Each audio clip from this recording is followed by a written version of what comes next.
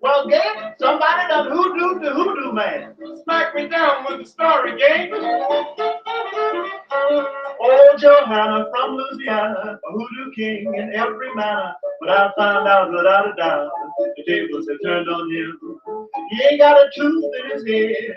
Old Joe's almost dead. Somebody done hoodoo the hoodoo man.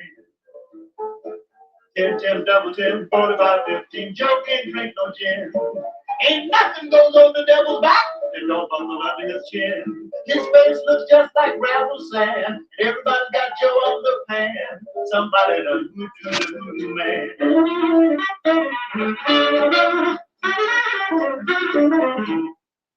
Peace, peace, Black people. Welcome to Yemima's World, the Jelly Moose's Cafe. I am your hostess, Yemima, and it is day 4 of Hoodoo Heritage Month. Again, a shout out to Mama Ruth for creating this wonderful time that we can all come together and collectively focus our energy on our ancestors and what they did for us. So I am continuing to bring stories about hoodoo. Um, I'm going to try my best to do it every day. If I miss a couple of days, please charge it to my schedule and not to me not wanting to do this. So without further ado, we will get into the story for today. It will be a short one. I am taking it from the Working the Roots 400 Years um, of Traditional African American Healing. And we know that hoodoo is a big part of the African American history when it comes to healing. And the section of the book that I am taking from today is called Looking, Reading, and Conjuring. Now, the author, Michelle Lee, went down south to places like Mississippi, Alabama, Georgia, North Carolina, South Carolina, and interviewed people who lived through this and used roots and herbs and things for remedies, for healing. And so this is going to be some of the people that she interviewed, and this is some of the things that they said. All right, so let's get into it. At Miss Ruth's house, a steady stream of people come and go throughout the day, bearing affection and gifts. Children, grandchildren, nieces, nephews, cousins, and more cousins. Surrogate sons, daughters, and long-time and new friends. And then there are the clients who come for help from everywhere east of Mississippi. The entire house could be bustling with cooking, friendly visits, and children coming and going. But when the clients come, Ms. Ruth gives them priority. She takes the clients to a private room in the back, closes the door, and does her business. When the consultation is finished, the clients leave and Ms. Ruth rejoins her company. You can look at a person and tell if they need help. You don't always have to ask them if they need help. And you can look at a person and tell if they and their family are getting on good. If I could help somebody, I just help them. I use a regular deck of cards and I use a special deck of cards for nobody else but me. Children say, Mom, let us play with your cards. I say, you better get the hell on out of here. You ain't playing with my cards. When I was a little girl about the age of 11, my daddy was working with the cards and he said, Come here, you can do this for me. I say, What? I don't know how to do that. And he say, Do what the cards tell you to do. I say, Well, I don't know what the cards are saying. He took me to the window to show me the cars that were lined up. He told me they was waiting on him and he wanted me to wait on those people. I said, Lord have mercy. He brought the people in and said, This is my daughter Ruth. I learned her to do what I do. She's going to help you, but I'm going to be right here with her. And nobody had anything to say. So we just went into the room and my daddy helped me with the first one. Then I started hearing what the cards were saying. Now I can do it on my own.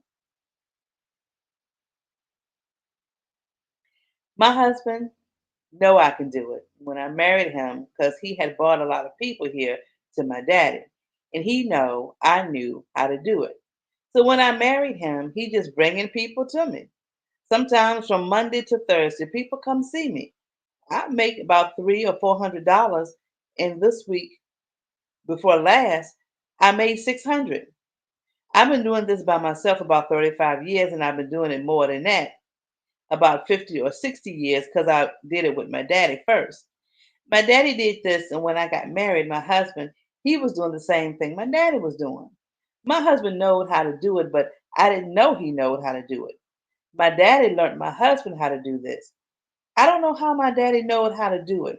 My daddy died when he was 122 years old. He must have learned this a long time ago. People who believe in it, they come here to me and they tell me they want me to help them.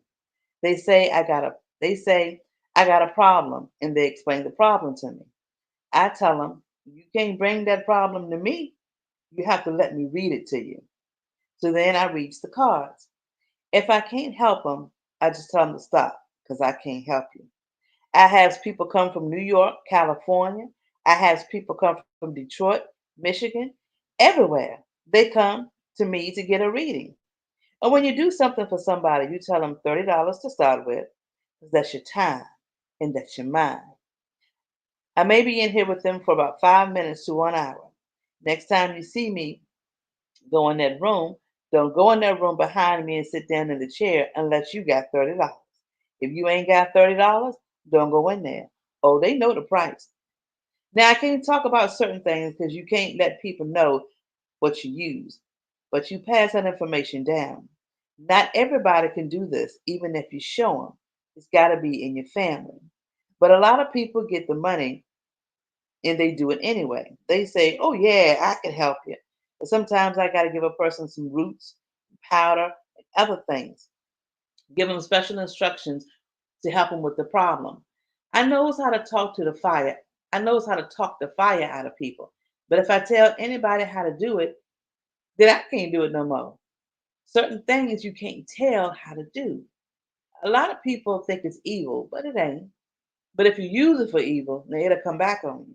And there was a man, a root worker from Sanford, North Carolina, who did a lot of evil stuff.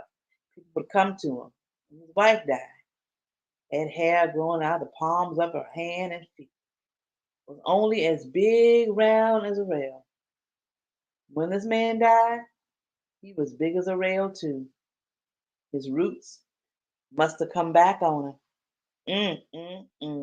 All right, this is a good short story um, about a woman named Miss Ruth who lived in Mississippi, and she was a root worker as well as she read cards. And and I know I've heard on or I've read on this channel or this Facebook group how a lot of people use regular playing cards.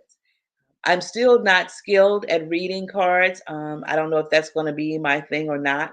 I try, but I don't use regular cards. But this was a very interesting story, and we've often talked about in this group how you can't uh, tell everything that you do, and to make sure that you get paid for your work because it's no different than you going to a doctor. You're going to someone that is a doctor of roots and someone who has the wisdom to be able to see.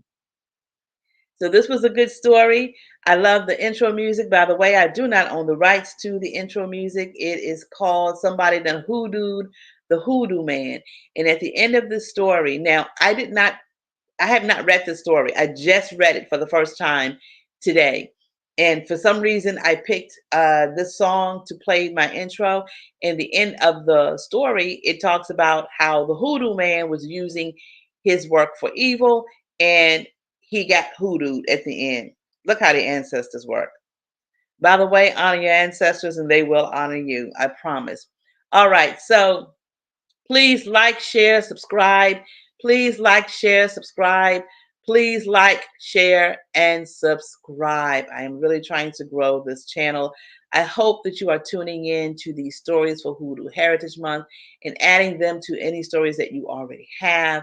The book, again, please get it, Working the Roots by Michelle Lee. It's a wonderful book. Every African American household should have this book. Until next time, you know the drill. Love yourself, love each other, uh, give yourself some grace, give each other some grace. Stay cool, stay warm wherever you are, stay black. And until next time, I'll see you, family.